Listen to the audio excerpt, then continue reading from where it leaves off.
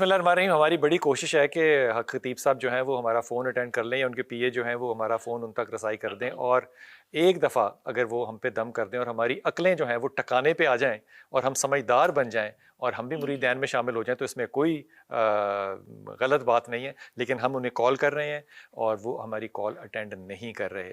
ہمارا plate form ان کے لیے ہمیشہ کھلا ہے, وہ آپ کرنا چاہیں جب بھی کرنا چاہیں, ہم ان کا نقطہ نظر جو ہے وہ آپ کے سامنے ہدیتاً جیسے ملے گا ویسا ہی پیش کر دیں گے. حضور اقدس حق خطیب کے پاس ہزاروں لوگ جاتے ہیں, یہاں نہیں جاتے, دنیا بھر میں جاتے ہیں. اب آپ کہیں کہ پاکستان میں ان پڑھ لوگ ہیں اس لیے جاتے ہیں, چلیں میں مان لیتا ہوں آپ کی بات کہ ڈی ایچ اے لاہور سے نہیں جاتے لیکن جیلم کے کسی بازار میں سے جاتے ہوں گے, مان لیتا ہوں میں آرگومنٹ کے طور پہ.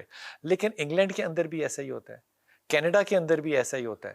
اب بات یہ پتہ چلی کہ آپ ان ممالک کی اگزامپل نہیں دے سکتے, جہالت جہاں بھی ہوگی وہ کامن ہی ہوگی, بالکل ہر جگہ ہوگی.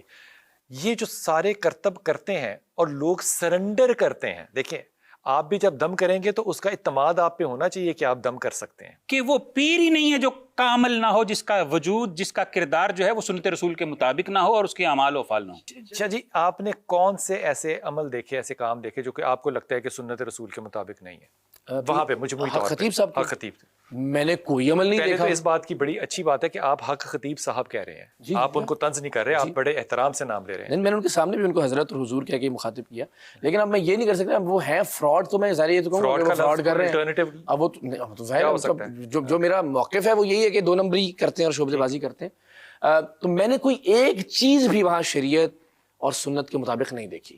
آپ تو کہہ رہے ہیں نا کیا دیکھا, جو شریعت کچھ بھی نہیں دیکھا, کچھ ایک بھی نہیں تھا جو شریعت. وہاں میں نے کسی کو نماز پڑھتے ہوئے نہیں دیکھا, نہ کریں. وہاں میں نے با آواز بلند ختم نبوت کے جو ترانے تھے وہ ایسے لاؤڈ میوزک کے ساتھ مزین تھے کہ کیا ہی آپ کسی اور گانے کسی اس سے تصور کر سکتے ہیں. یعنی کہ موسیقی نہیں حرام سمجھتے, مسلک ہے ان کا. مطلب چلیے خیر, اس سے بھی مجھے کوئی نہیں ہو سکتا ہے نا. ہاں, اور ان کے لباس سے لے کے ان کے چہرے پر جو میک اپ تھا, ہم بھی گناہ گار, ہم بھی کرتے ہیں ظاہر کیمروں کی موجودگی کی وجہ سے, آپ کی مجبوری ہے. لیکن وہ تو کہتے ہیں نا کہ نور ہے ہمارے, ہم تو یہ دعویٰ نہیں کرتے کہ ہمارے چہرے پہ نور ہے, وہ تو اپنے چہرے پہ نور کا دعویٰ کرتے ہیں. پھر جتنا جھوٹ ہو سکتا ہے 18 سال سے. یہ میک اپ کا تھا جی, وہ مطلب میں بلکہ ایک چیلنج کروں گا, ہے یہ مطلب باقاعدہ لپسٹک ہے.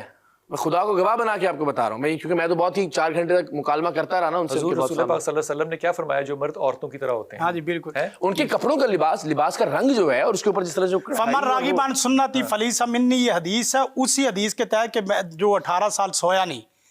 اس حدیث کے بعد اللہ کے رسول کا آخری فرمان ہے کہ ان لوگوں کو کیا ہو گیا ہے کہ میں ان کے اندر ہوں, اسلی و ارکد, یہ لفظ ہے, اور آخر میں جو وارننگ ہے باقاعدہ, فمن راغبان سنتی فلیس منی. جس آدمی نے میری مشورہ دیں مریدوں کو کہ وہ اپنے مرشد کو کیسے چیک کریں اپنے ان تجربات پہ جو آپ نے ہمیشہ کیے. میرا یہ خیال ہے کہ دیکھیں اس طرح آپ کہہ رہے ہیں نا کہ کمپلیٹ سرنڈر والا, تو اس کا تو ایک کانسیپٹ ہونا ہی نہیں چاہیے. آپ ضرور کسی سے رہنمائی حاصل کیجئے, آپ ضرور کسی سے عقیدت مندی کے ایک تعلق میں ہوں, اور وہ اس کی شخصیت, اس کا کردار, اس کا لباس, اس کا حلیہ, اس کا علم اور اس کی رہنمائی کی صلاحیتیں اس کی بنیاد پر ہونا چاہیے, نہ کہ آپ اس کے کرتبوں سے متاثر ہوں. آپ نے کبھی ان کا کبھی خطبہ سنا؟ خطبہ دیتے ہیں حق خطیب صاحب, آج تک انہوں نے امامت نہیں کروائی. میں آپ کو خدا کو گواہ بنا کے یہ یقین دلاتا ہوں کہ ان کو نماز نہیں آتی, انہیں سورہ فاتحہ نہیں آتی. اس دن سنا دیتے, میں 4 گھنٹے کہتا رہا ہوں کہ آپ ایک آیت قبلہ سنا دیجئے.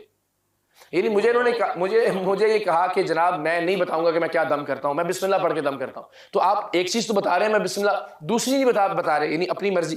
تو یہ میں حلفاً کہتا ہوں کہ یہ صاحب ایک آیت بھی دیکھ کر بھی ٹھیک سے نہیں پڑھ, یہ بسم اللہ ٹھیک سے نہیں پڑھ سکتے. حضور جس سلسلے کے دعوے دار ہیں, یہ خود ان کا نام یہ بارہا, یعنی کوئی 10 ویڈیوز کے کلپس موجود ہیں, میرے سامنے بھی موجود تھے. میں نے کہا جی کرامت, تو انہوں نے کہا جی وہ خواجہ صاحب نے ایک مرید کو پیالہ دے کے بھیجا تو انا ساگر سمٹ کے. میں نے کہا انا ساگر کیا ہوتا ہے پتہ نہیں. پھر میں نے کہا خواجہ صاحب کون, تو کہنے خواجہ محی الدین. میں نے کہا خواجہ محی الدین چشتی علی اجویری. خواجہ مرید نے ٹوکا بیچ میں سے, خواجہ معین الدین. ہاں جی, اور یہ ایک بار ان کے مرید کہہ رہے ہیں سلپ آف ٹنگ, ان کی 10 ویڈیوز کے کلپس کٹے ہوئے موجود ہیں جہاں وہ ہر بار خواجہ محی الدین چشتی علی حجویری کہتے ہیں. یہ سلپ آف ٹنگ تو نہیں ہے, ایک بار تو ہو سکتا ہے نا, 10 بار تو نہیں ہو سکتا. تو ایک ایسا آدمی جو جس سلسلے کا دعوے دار ہے کہ میں سلسلے کا ایک رکن ہوں, وہ اس کے بزرگ کا نام ٹھیک نہیں لے سکتا. آپ اس سے باقی کیا, تو میرا بس یہ کہ آپ کردار دیکھیے, آپ سرنڈر والی پوزیشن میں نہ جائیں. جہاں سرنڈر کریں گے وہاں تو پھر آپ نے عقل کے کھانے بند. یہ جو وہاں پہ جب جاتے ہیں اور بہت سی وہاں پہ لائنیں لگی ہوتی ہیں تو وہاں پہ زیادہ تر مریض باہر سے آتے ہیں جن کو وہ ٹریٹ کرتے ہیں یا